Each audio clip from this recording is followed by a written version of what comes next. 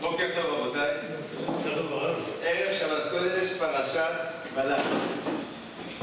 פרשת בלק, עיקר עניינה, זה הרצון של בלעם לקלל את עם ישראל. רצון זה לא צלח. זה כמעט כל הפרשייה, מי שבא לקלל בסוף בירך. בפרק כ"ה של החלוקה שלהם, אז יש לנו פרשה פתוחה לפי החלוקה שלנו. אחרי כל הכללות והברכות, פרשייה פתוחה, ואז מופיע הסיפור הבא. וישב ישראל בשיטים, ויחל העם לזנות את בנות מואב. ותקרן על העם לזכרי אלוהיהם. ויאכל העם, וישתחוו לאלוהיהם. ויצמד ישראל לבעל פאור, ויחר אף אדוני בישראל. אז עם ישראל יושב בשיטים, דהיינו לא רחוק מהירדן, ושם הוא פוגש את בנות מואב, פרק כ"ה. שם הוא פוגש את בנות מואב, ובסופו של דבר עם ישראל חותם בנות מואב, עובד עבודה זרה, ובסוף פסוק מצמרר, ויצמד ישראל לבעל פאור, ויחר אף אדוני בישראל. עם ישראל נצמד לעבודה זרה הכי בזויה שיכולה להיות עבודת הפאור, והקדוש ברוך הוא כועס על ישראל. ויאמר אדוני משה, קח את כל ראשי העם והוקע אותם לאדוני נגד השמש, וישוב פרעה אף אדוני מישראל. ויאמר משה לשופטי ישראל, יראו איש אנשיו הנצמדים לבעל פאור. והנה איש מבני ישראל בא. מי זה האיש הזה? לא כתוב. ויקרב אל אחיו, לא כתוב. ויקרב אל אחיו את המדיינים, לעיני משה ולעיני כל עדת בני ישראל, והמה בורחים פתח אוהל מועד. וירא פנחס בן אלעזר בן אהרון הכהן, ויקום מתוך העדה, ויקח רומח בידו. ויבוא אחר איש ישראל לקובה, ויקור את שניהם, את איש ישראל ואת האישה לקובתה, ותעצר המגפה מעל בני ישראל. והיו המתים במגפה 420. טוב, אז פרשייה זאת היא פרשייה קשה, פרשייה מצערת, ובעזרת השם מה שנעשה, בעזרת המדרשים השונים, ננסה להתעמק בעניינה ובמסרים הגדולים שהפרשייה הזאת רוצה להעביר אלינו כאן ועכשיו. אז בואו נתחיל. וישב ישראל בשיטים. מה זה המקום הזה שיטים? אז אנחנו כבר יודעים, נכון? אנחנו כבר יודעים איפה הם יושבים בני ישראל. איפה הם יושבים? שם מקום זה שיטים. זה מתכוון לשיטה. לא. אז אנחנו יודעים שהם יושבים, תסתכלו בסוף פרשת חוקת.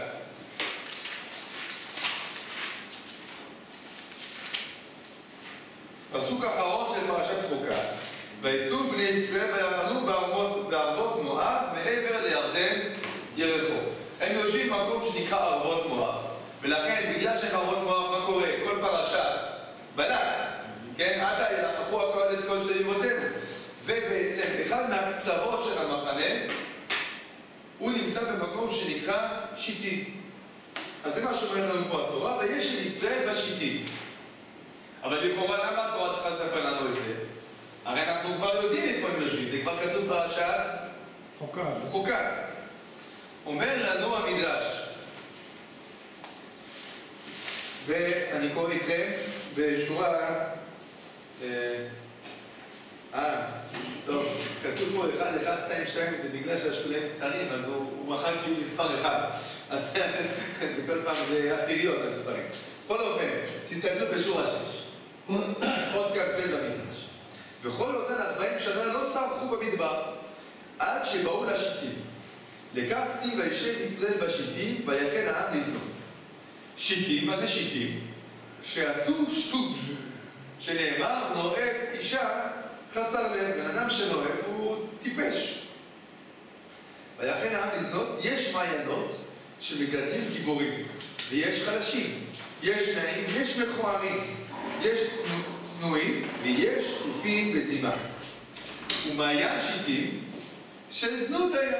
זה מעיין שהמים שלו הם מעוררים תאוות. והוא משקה לסדום. המעיין הזה אנחנו נמצאים, ארון מואב, זה קרוב לסדום.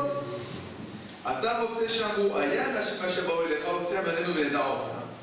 ולפי שנתקלל אותו מעיין, עתיד הקדוש ברוך הוא ליבשו, שנאמר, ומעיין מבית השם יצא וישקע את נחל השיטים. ממות אברהם למפרץ אחד בזנות, כיוון שבאו לשיטים ושתו מימיו, נפרצו בזנות. אז מה זה שיטים? שטות. שטות. טוב, זה לא הפשט. לא.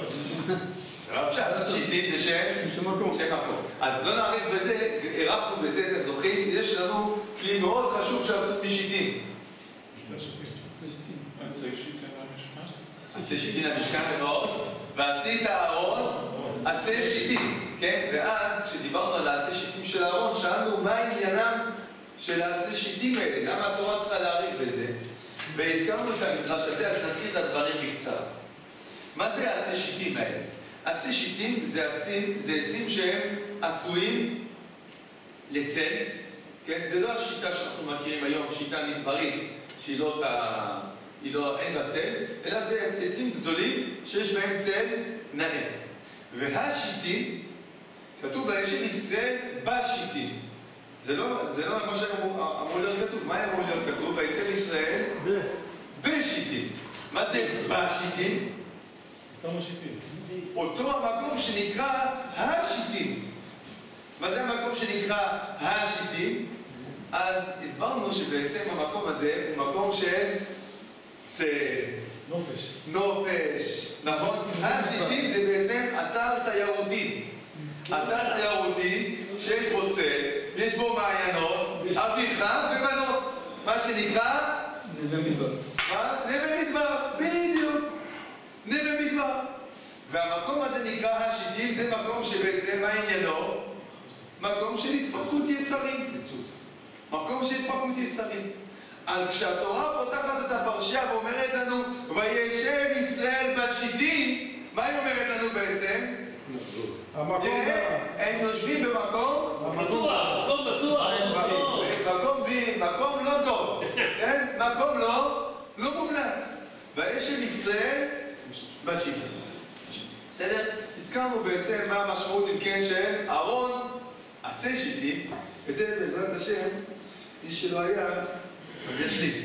אז על כל פנים, אז וישב ישראל בשיטים, אותם השיטים, אותו מקום, זה מקום שהוא, האור החיים הקדוש, דרך אגב, הוא אומר שיטים באיזה לשון? האור החיים הקדוש אומר שיטים מלשון לשוט. מה זה לשוט? לטייל, כן? כלומר, השיטים זה מקום הטיולים, כן? זה ההודו של התאילנד של פעם, זה היה השיטים, כן? זה התאילנד של פעם. טוב, אז על כל פנים הם יושבים להם בשיטים. יכול להיות שזה מתקדם. ומה מיוחד בשיטים? שימו לב, איזה עבודה זרה עובדים בשיטים? פאור. מה זה פאור? הכל מותר. הכל מותר, אין גבולות, אין מוסכמות, אין שום מחסומים. זה פאור, אין כבוד לכלום. לכן העבודה זרה מיוחדת למקום הזה שבעצם כל המוסכמות נשברות בו, זה עבודה זרה של פאור, זה מקום השיטים. טוב, אז וישב ישראל בשיטים, ואז מה קורה? ויחל העם לזנות אל בנות מואב.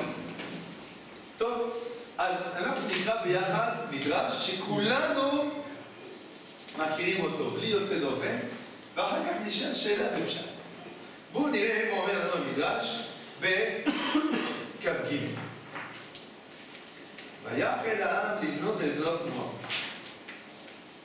בואו ראה מה כתיב ביציאתם ממצרים. דבר אל בני ישראל וישובו ויחנו לפני פי אחרות. מהו פי אחרות? מקום קבוע לזנות היה. גם במצרים היה מקום קבוע לזנות. ולפי שהצניעו עצמם ביציאתם ממצרים, נקרא פי אחרות. כלומר, הצניעו עצמם, ציק. מה אתה מתכוון לומר? כל הסיפור הוא שהצניעו את עצמם, שזה היה... עם ישראל היה צנוע ביציאתו ממצרים. עם ישראל או מצרים? לא, זה עם ישראל. עם ישראל ביציאת המצרים היו צנועים, לכן... פי אחרות.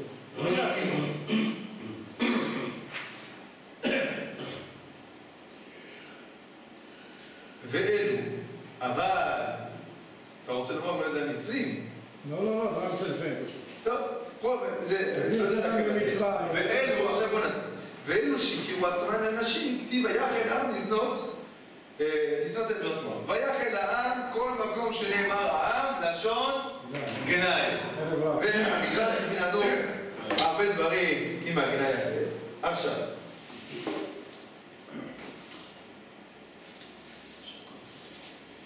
תעברו עוד שתי שורות. בסוף השורה, ויחל העם לזנות. יש לכם? כן. עוד שתי שורות, ויחל העם לזנות. ויחל העם לזנות. זרוק מטה לאוויר, לעיקרו נופל. כלומר, תמיד חוזרים לטבע הראשוני. מי שפתח בזנות תחילה, השלים לבסוף. אמותיהם התחילו בזימה. ותאמר הבכירה אל הצעירה, לאחר נשקה תבינו יין. מי זה המי מדובר? בנות לוט. ונשקה בה, והגיעים ממחרת, ותאמר הבכירה אל הצעירה, הן שכבתי יבש לימדת אחותה. כן? עכשיו, ולפיכך חסך הכתוב על הצעירה, ולא פירשה, אלא ותשכב עמו. כלומר, ובגדולה כתיב ותשכב את אביה. הראשונה שהתחילה, כתוב ותשכב את אביה, ממש בצורה בזויה.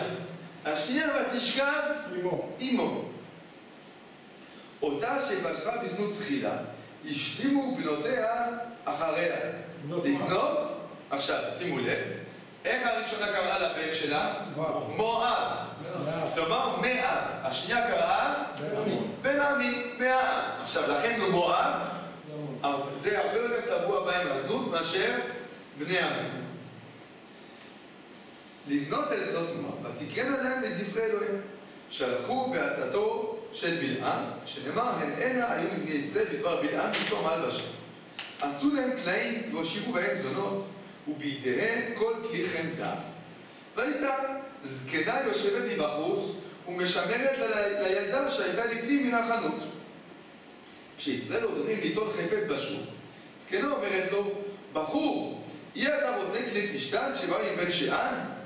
והייתה מראה לו ואומרת לו, ייכנס לפנים ותראה חפצים נאים. הזקנה אומרת לו ביותר, כלומר היא אומרת לו מחיר גבוה. ופתאום מגיעה אל איזה בחורה בפנים, וילדה אומרת לו בפחות. מכאן ואילך אומרת לו ילדה, הרי אתה כבן בית, שב, ברור לעצמך. למה אתה עומד? בוא תשב ונחת תברור את הסחורה. וצרצור יין מונח אצלה, ועדיין לא עשה יין של גויים. כלומר, עדיין אין איסור לשתות יין של גויים. יש לזה עוקץ. לכאורה הוא שומר כשרות, הוא שומר הכל. רגע, אז עוד שניה תראה. נערה יוצאת מקושטת ומבוסמת ומפתה אותו ואומרת לו, תקשיבו טוב, איזה טענה גויים בדוקה. אנו אוהבים אתכם, ואתם שונאים אותנו. לא לך כי זה חינם. בוא, אני לארג'ית איתך. כולנו בני איש אחד, בני תרח, אבי אברהם. אין אתם רוצים לאכול מזבחותינו, מבושולנו? הרי לנו עגלים ותרנגולים. שחטו כמצוותכם ואכלו. אנחנו פלורליסטים. מה הבעיה? אתה רוצה לאכול כשר? תאכל כשר. מה הבעיה? אבל כולנו בני אדם. אל תגיד לי, אני יהודי, אני לא מתקרב אליכם. בצדק. מיד משקיעו היין ובוער בו השטן. היין ישתה אחריה, שנאמר זנות בהם ותירוש ייקח להם. ויש אומרים, בכלל שבלעם הרשיע, בלעם ציווה אותם שלא להשקותם, שלא ידעו כשתויי יין, אלא כמזידים. טוב, כיוון שהיה טובה, אז היהודי הזה נכשל, והוא מבקש לעשות מלאכה. אומרת לו, איני נשמעת לך עד שתשרת זה לפאו ותשתחווה לו. תעשה קורבן לפאו. והוא אומר, לעבודת כוכבים אין לי משתחווה. ליהודי יש עקרונות, הוא לא מבטא. ואומרת לו, אין אתה אלא כי מגלה עצמך, מה אכפת לך? אתה עושה צרכים לפניו. מה? זה לא רציני. והוא נשתה אחריה ועושה כן. והוא מקבל. זהו שאמרו חכמים, הפועל עצמו לבד פאו, זוהי עבודתו. זו עבודה זרה שנאמר, וישלחו אלוהיהם, ויצמא את ישראל לבעל פאו, בתחילה הם נכנסים בצינר, ובסוף נכנסים צמידים, זוגות, כעניין של צמד בקר. טוב, האמת היא, קראתי את המדרש, אבל כולנו מכירים אותו, נכון? זה מדרש שלכולנו... אני לא הייתי כזה אותו, עכשיו אני יודע שזה נראות ליווי, וזה הכל... אז הכל היה מתוכנן. טוב, אז הכל היה פה מתוכנן. בסדר? עכשיו יש לי שאלה. שאלה אחת פשוטה. איפה זה כתוב בפרשת? ויצמד ישראל. לא, סליחה, שנייה. אני אגיד לכם מה השאלה שלי. אני לא מבין. לפי המדרש הזה, מי התחיל? מי יזם? מי יזם? ודאי. המואביות באו, פרסו אוהלים, נכון? יש הזקנה בחוץ, הנערה בפנים, מחכים, מושכים אותו, וזה. הכל היה בעצת מי? בלעם. עצת בלעם, הכל מסודר, הכל מתוכנן. מה יעשה הבן? ולא יחדל. במחילה מכבודכם הרב והניסה, בתורה הקדושה כתוב בדיוק ההפך. ויחל העם לזנות אל בנות מואב. אפילו לא כתוב עם בנות מואב, כתוב אין.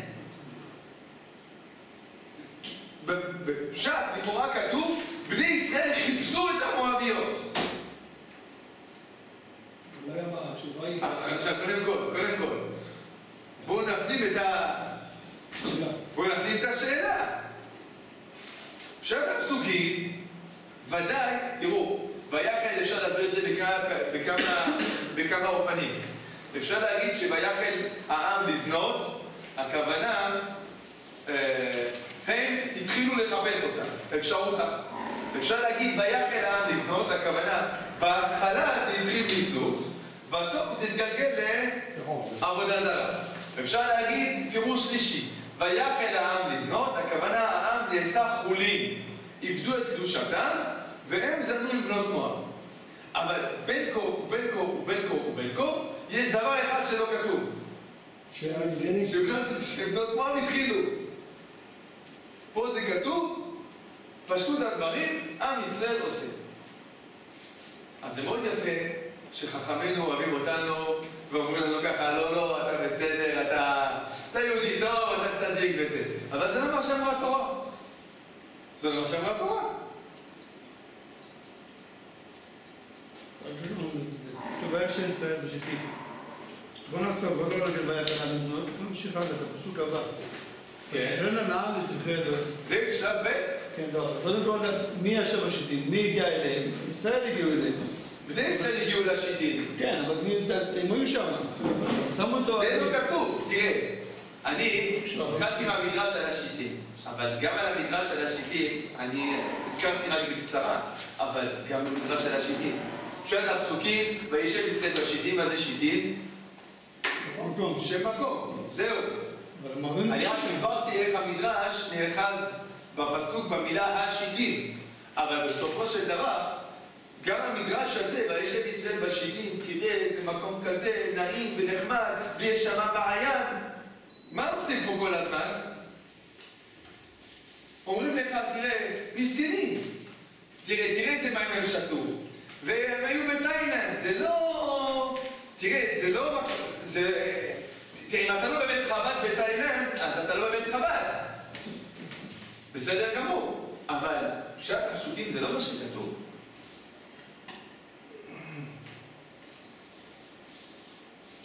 התחלם בעבוד מואב.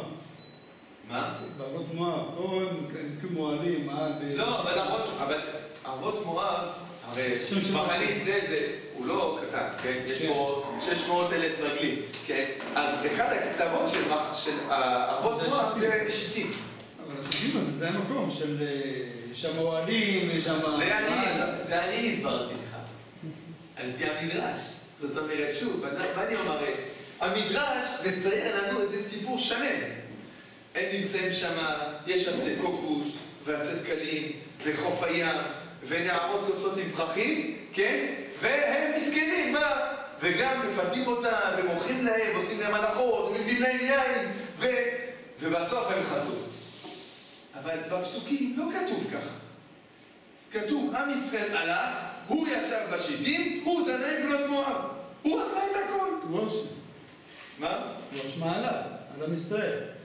למה?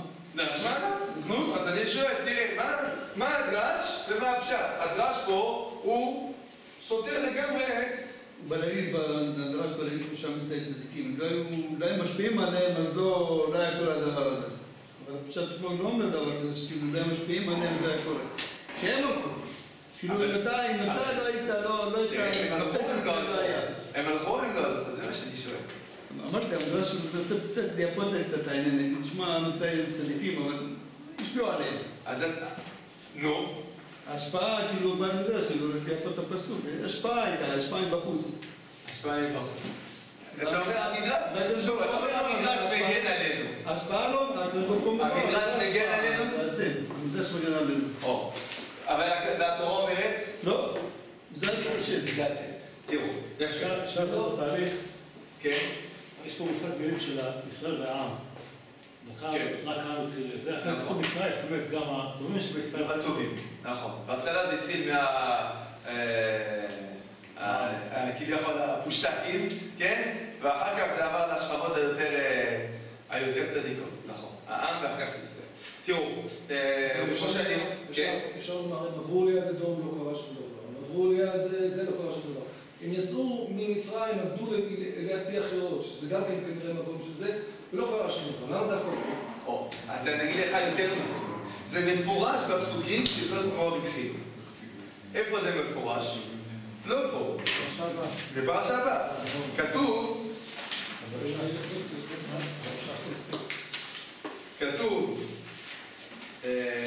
בפרק כ"ו, פסוק ט"ז, מדבר אדוני משה לאמור, צרור את המדיינים והכיתם אותם, כי צוררים הם לכם, ונבליהם אשר נקלו לכם הדבר פאור, והדבר כוספיות נשיאים מדנח אותם. כלומר, הם עשו לכם תרגילים, נכון? ויש לנו גם בספר הדברים, סליחה, לא פה, גם בהמשך, כשהם חוזרים מהמלחמה, הם עושים מלחמה. הם היו לפני ישראל. נכון, והם עושים מלחמה. רגע, איפה זה? זה פרשות? לא, זה פרשות בטוב, כן.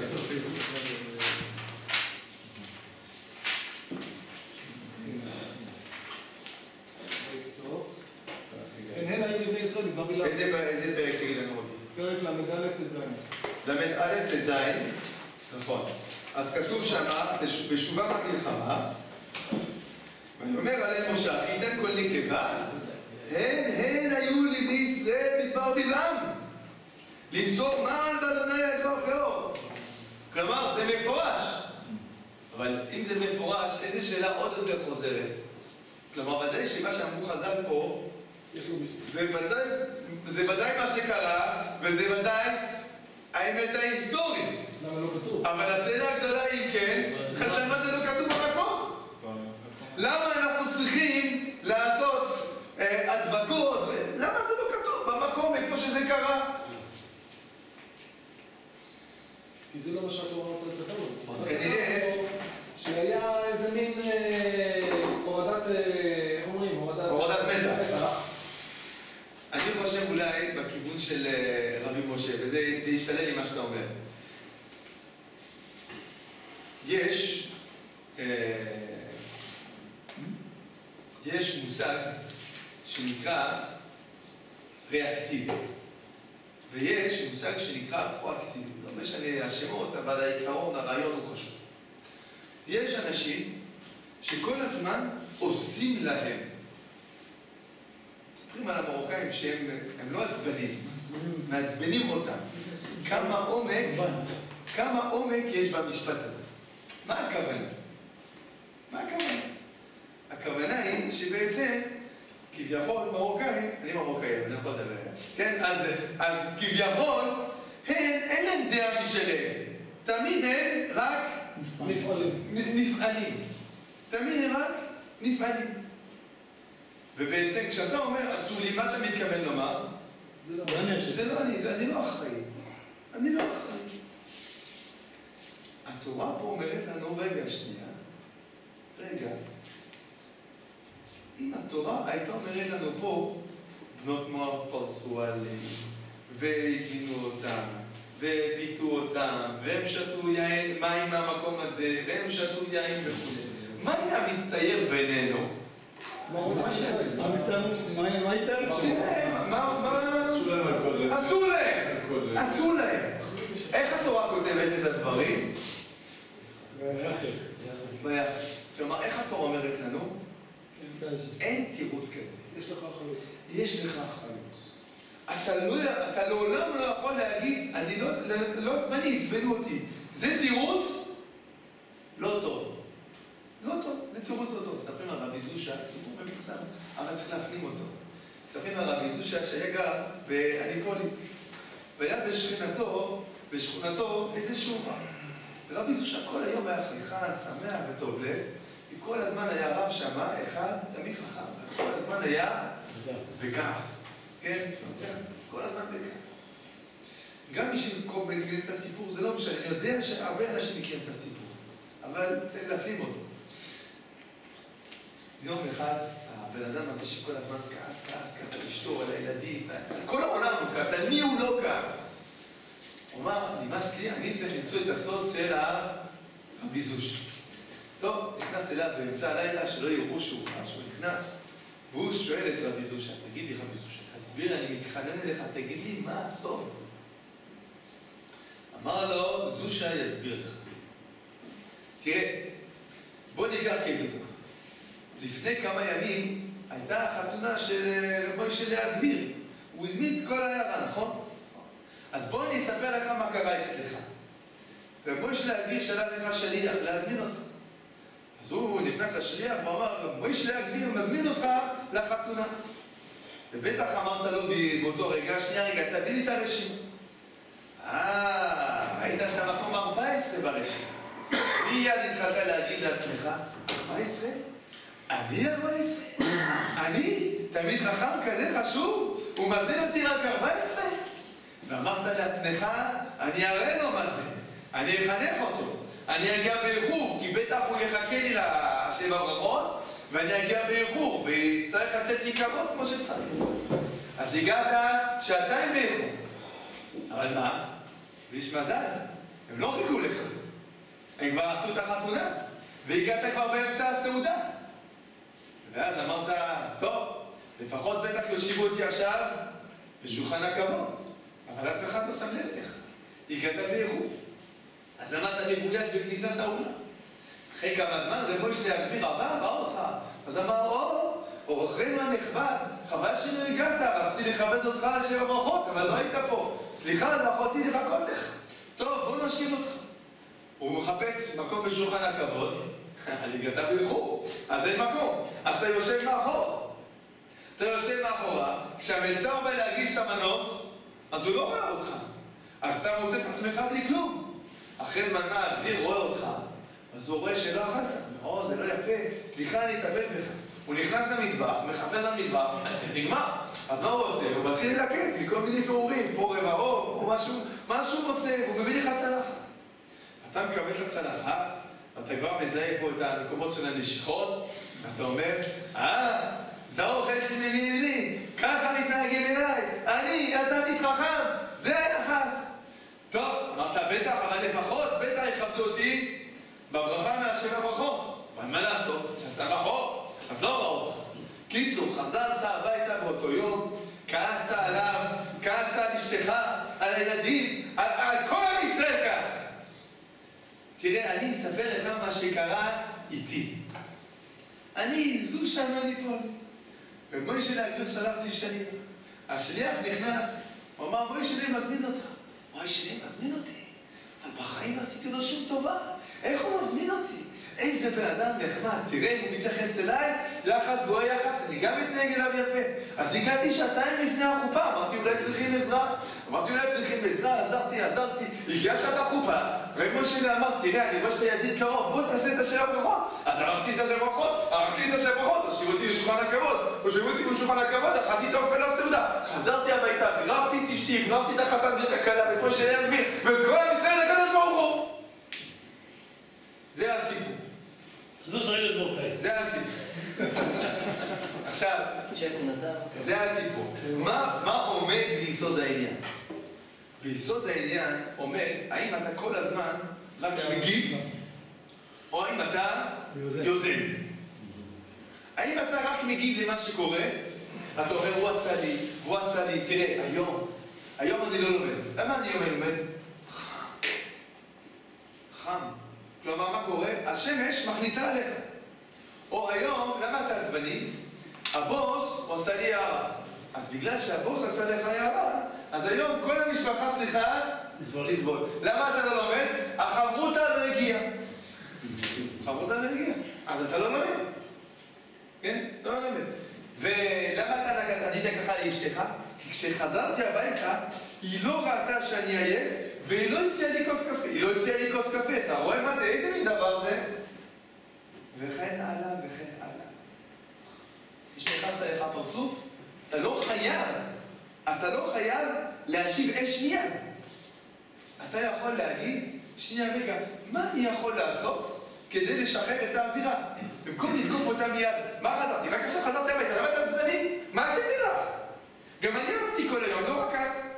אז אפשר להשיב ככה על זה שרק עכשיו הגעת, לא הספקת להניח את התיק מהעבודה, היא כבר אומרת לך, חיכיתי לך כל היום, אני חייבת עזרה. רגע, שנייה, תני לה נוח. אז אתה יכול מיד להשיב, ואתה יכול להגיד, רגע, שנייה, היא צריכה עזרה? בוא ניזום. להגיד לה, רעייתי, כל הכבוד, תודה רבה לכל העזרה שלה, בטח אני אעזור לך. ותראה פתאום איך כל הפנים ישתנה. אז יש אפשרות כל הזמן לתלות את כל מה שאנחנו עושים באחרים. ויש אפשרות ליזום.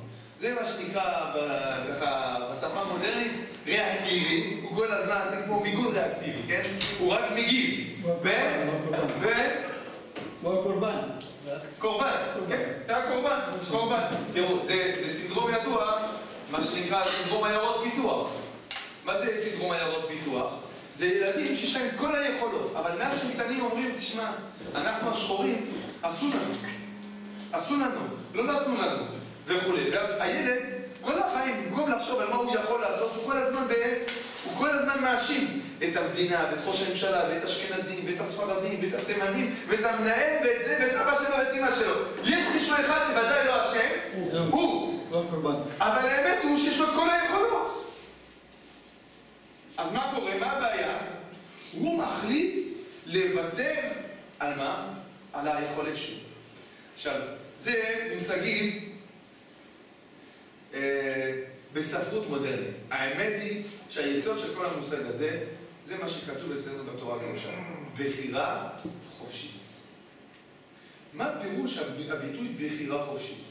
הכוונה היא שאתה בכל רגע נתון בחיים יכול לבחור. אתה יכול לבחור.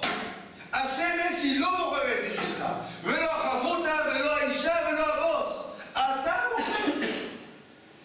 אתה בוחר איך להתנהג בכל רגע נתון. אתה לא חייב להיות תלוי במה שעשו לך. לא עשו לך כלום. אתה בחרת איך להתנהג. התורה פה, במקום הזה, היא אומרת לנו מסר עתיד. ויחל ישראל לבנות את בנות מואב. לא מעניינת אותי כל ההסברים. אתה עשית, אתה בא בחירה חופשית. אל תאשים לא את המים, ולא את הקוקוסים, ולא את בנות מואב, לא את הזקנה ולא את הצעירה. אתה צריך להאשים רק בן אדם אחד. אתה. יש לך יכולת להגיד לא, תגיד לא. זה נכון שבפועל היו פה הרבה גורמים שמעורבים. אבל כשהתורה מוסרת לנו את המעשה, מה היא מוסרת לנו? אתה עשית. וזה מסר גדול מאוד מאוד לחיים שלנו. עכשיו תשאלו, אם ככה, אז למה המדרש מספר את זה? שהמדרש ישאיר את הרושם הראשוני. תשובה. כי זה מה שהיה. לא. כי זה מה שהיה, לא, יש לזה חשיבות שזה מה שהיה. שאנחנו נדע שזה לא שעם ישראל הוא, אם היינו קוראים רק את הפסוקים, היינו יכולים לחשוב שעם ישראל הוא באמת היוזם. אתה אומר, תראה, זה באמת לא זה לא יפה, זה כפיות טובה נוראה, הקדוש ברוך הוא מוציא אותנו ממצרים, ככה מתנהגים. זה מצד היחס שלנו לעם ישראל, מבחינת היחס השיפוטי שלנו לעם ישראל. אבל איך אנחנו צריכים להתייחס לעצמנו, זה מה שהתורה אומרת לנו. כשאתה קורא את ההיסטוריה, אתה צריך להגיד, אני עושה, אל תגיד עשו לי. בסדר? אני חושב שהדבר הזה הוא מאוד מאוד... אני שמעתי פעם את ביבי נתניהו, ראש ממשלתנו, שאלו אותו, האם אתה מתעניין בחדשות? אתה יודע מה קורה? אז הוא אמר, אם אני מסתכל בחדשות כל היום, אז לא יהיה לי זמן לעבוד. כן? זה אמיתי, זה בדיוק. עכשיו תראו, זה קורה לנו. אני מניח שהרבה מאיתנו השבוע היו במצב רוח לא טוב. וכל הזמן הלכו והסתכלו בחדשות. ושומעים כל שעה גולת, דממת, וכולם צריכים לדעת לשמוע בדיוק אותם החדשות שנאמרו לפני שעה בדיוק. וגם נאמרו לפני שעתיים בדיוק. ואז אתה שואל את הבן אדם, מה שלומך? לא טוב. למה אתה לא נעים עם הילדים? תראה מצב כזה, מה אפשר לעשות? עכשיו, זה ודאי נכון שאנחנו צריכים להיות מחוברים לעם ישראל. ומי שלא מתאבד ולא מצטער בצער הציבור, אז אין לו חלק לעולם הבא. אבל זה לא אומר שאנחנו צריכים להיות, כן, בידיה של התקשורת בתור בני הערובה. מספיק היו 3 חטופים. לא כל האומה צריכה להיות מושבתת ולהפסיק לפעול. אנחנו ודאי צריכים להיות בלב ובנפש עם הכאב ועם הצער. אבל בוא נחשוב, האם יותר מועיל לחטופים שיגידו תהילים או שיקשיבו לחדשות? תהילים. ברור. אלא מה קורה? אנחנו, מה הופכים להיות? הרבה פעמים הופכים להיות כאילו במצב של פסיבי.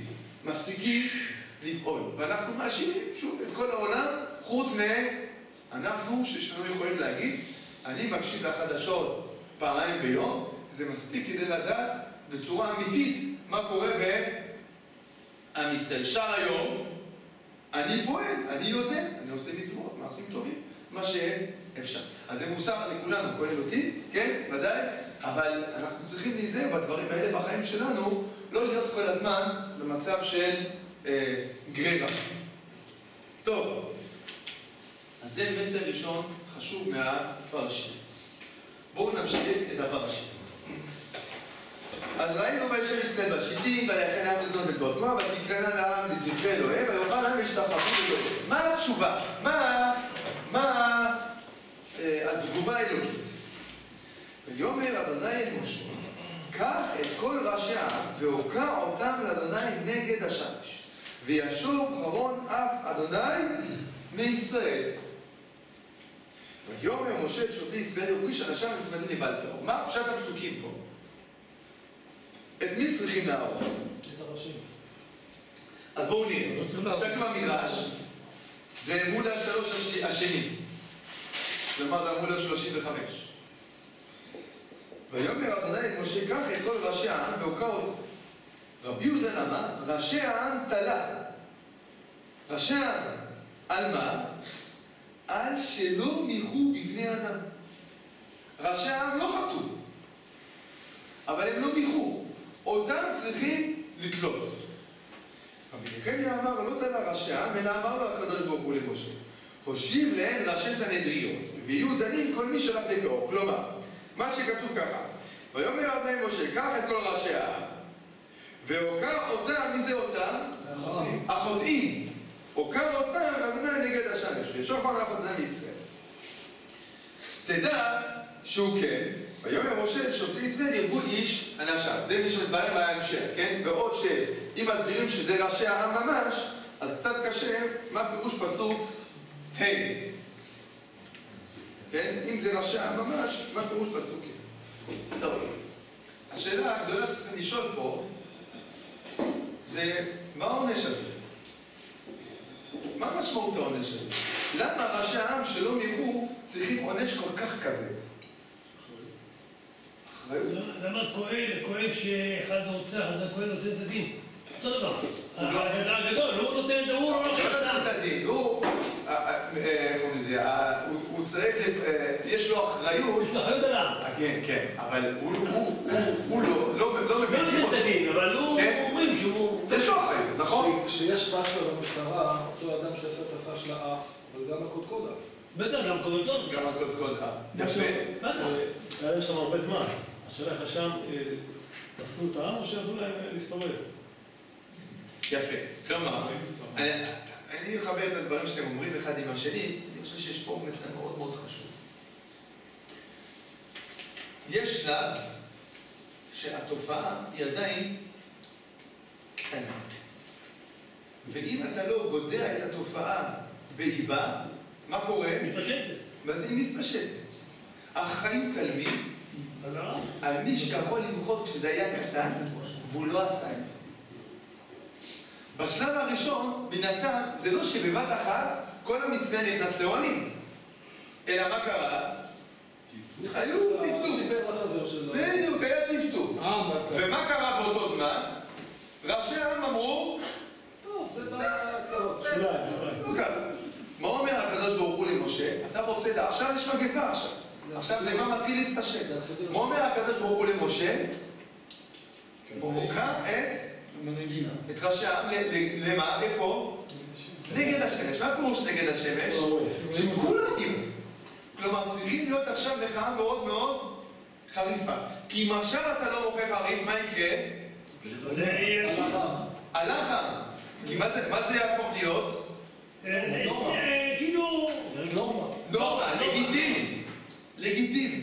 אני יכול ככה לראות את זה כדוגמה בכל מיני תופעות שאנחנו רואים לפעמים בציבוריות הישראלית, כן?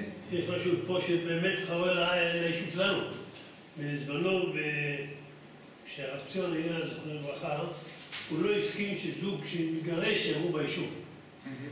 היום זה דבר פופולרי. זה להתגרש הם גרים פה ופה, אחר כך ביקורים. זה עוד... לא, צריכים לדעת את זה מההתחלה, שהיו צריכים למנוע את הסיפור הזה. טוב, בסדר, זה כבר נושא בפני עצמו שצריך לדון בו, כן?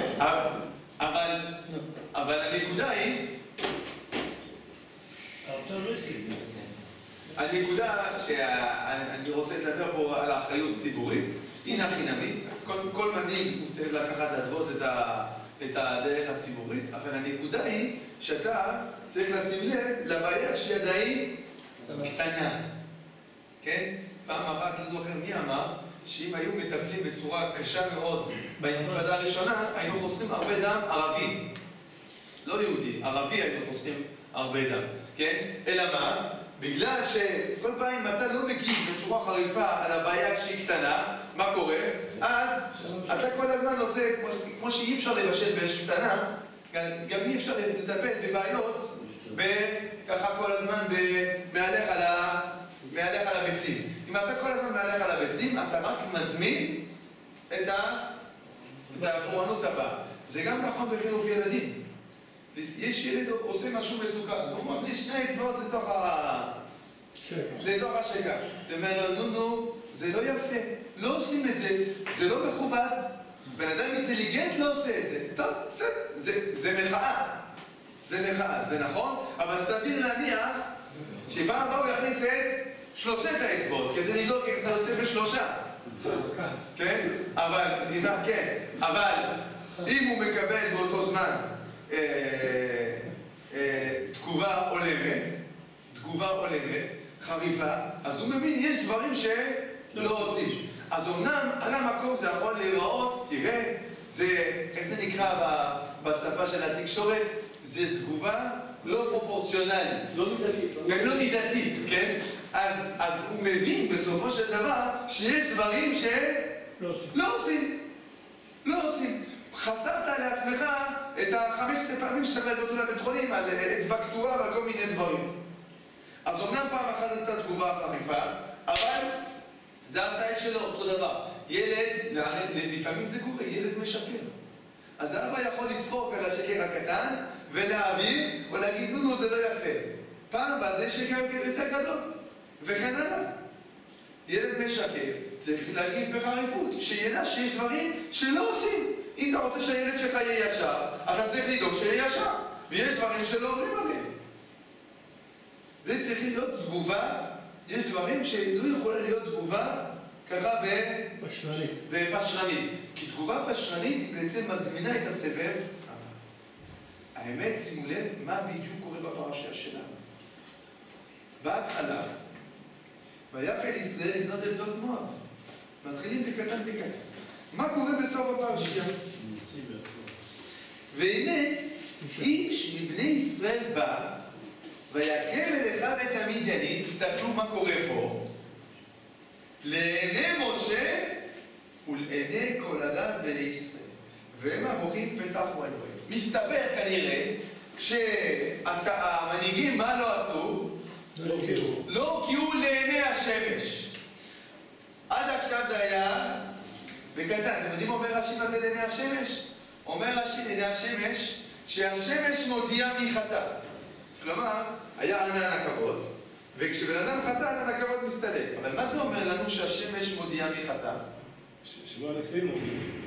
שלא הנשיאים, עוד משהו זה מראה לנו. למה אני צריך שהשמש תודיע מי חטא?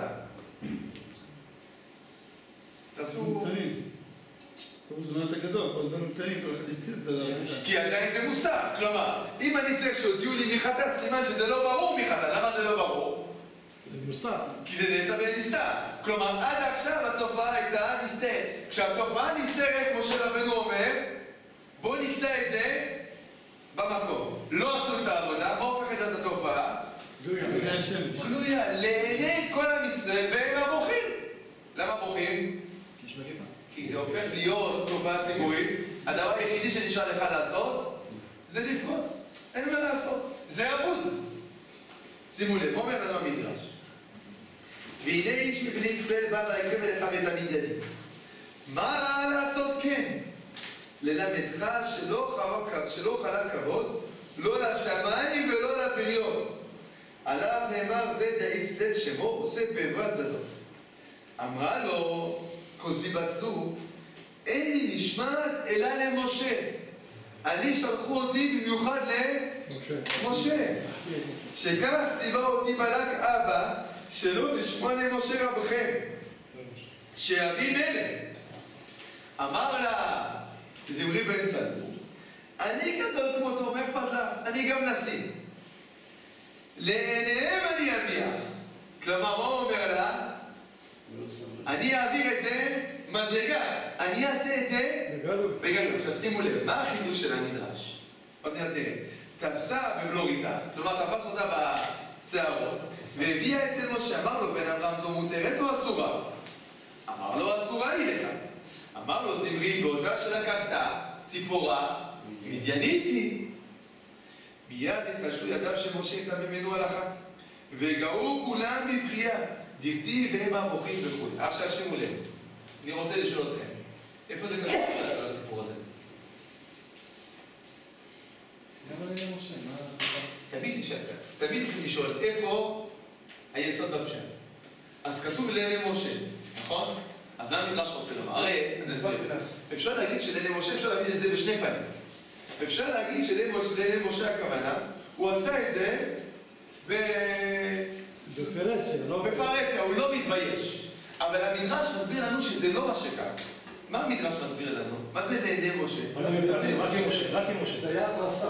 מה? זה היה התרסה. לכן איך המדרש מסביר לנו שהייתה התרסה?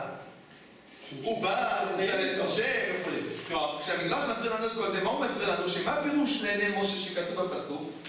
זה לא שהוא עשה, לא היה אכפת לו שזה יהיה לעיני משה ולעיני העם. לא! הוא עשה את זה בכוונה לעיני משה. זה הכוונה. הוא עשה את זה ויקרב לעיני משה. הוא עשה את זה בכוונה, בהתרסה. עכשיו שימו לב דבר מדהים שכתוב פה במדרש. מיד התקשרו ידיו של משה איתה ממנו הלכה, והגעו כולם בבכייה, דכתיב והם הבוכים. למה בוכים? שנתרפו ידיהם. כלומר, כבר אין מה לעשות. אותה שעה למשל למה דבר דומה? לבת מלך שנתקשתה להיכנס לחופה, לשב בפריון, כלומר בכיסא כלה, ונמצאת מקלקלת עמכם, שנתרפו ידי אביהו וקרוביה. הם כבר לא יודעים איזה חושות, אין מה לעשות כבר. כך, ישראל בסוף 40 שנה חנו על הירדן, נעבור לארץ ישראל, שנאמר ויחנו לירדן מבית האשימות עד הבית השקים ואבות מואב. ושם נפרצו בזנות וחרפו ידי משה, וידי צדיקים עמו. והם הבוכים. טוב, עכשיו, המדרש שואל, והוא עומד כנגד 60 ריבו, ויקח את עגל אשר עשו. כלומר, המדרש שואל רגע, אבל משה רבנו, בפרשייה הקודמת שבני ישראל חטאו, מה עשה משה רבנו? הגיב. תפס יוזמה והגיב. כן? לקח את כולם, השקע את כולם כסוטות בעגל, ועשה דין. ורפו ידיו, אלא בשביל פנחס שיבוא ביתו את הרעול. עכשיו תקשיבו טוב. ולפי שנתעצל, מי? משה רבנו. לא ידע איש את גבורתו. ללמדך שצריך אדם להיות אס כנמר וקל כדשא ורב כצבי וקיבור כארי. לעשות רצון קולו. מכאן אתה למד שמדקדק את הצדיקים עד כחוט השערה. טוב. מה הקשר? זה כחוט השערה. כן, לא, אבל מה הקשר? מה הקשר בין לא ידע איש את גבורתו לשהוא לא מיכה פה? הוא גם כאן לא ידע, הוא לא ידע את ההלכה, אז הוא לא... אם הוא לא ידע את ההלכה, מה הוא אשם? הכוונה השתכחה. תראה, התעלמה ממנו הלכה, זה לא... השתכחה. אולי חשב... מה השאלה פה? זה לפני קבלת התורה, הוא לקח את ציפורה. הציפורה, אין פה שאלה בכלל, זה ברור שאין פה שאלה. הוא לא ענה לנו. זה התרסה, לכן אני מסביר, המדרש פה הוא לא דווקא מספר לנו מה שקרה. המדרש בא להסביר לנו מה הכוונה של הפסוק. לעיני משה הכוונה להתריס. זה הכוונה, לא הייתה צריך תשובה. ודאי, הוא לא שאל שאלה כדי לקבל תשובה, הוא שאל שאלה כדי לעצבן, כן? ברוך אתה אדוני, אלוהינו מלך העולם שהכל נהיה. משה קבור מול בית פרעה. נכון. נו.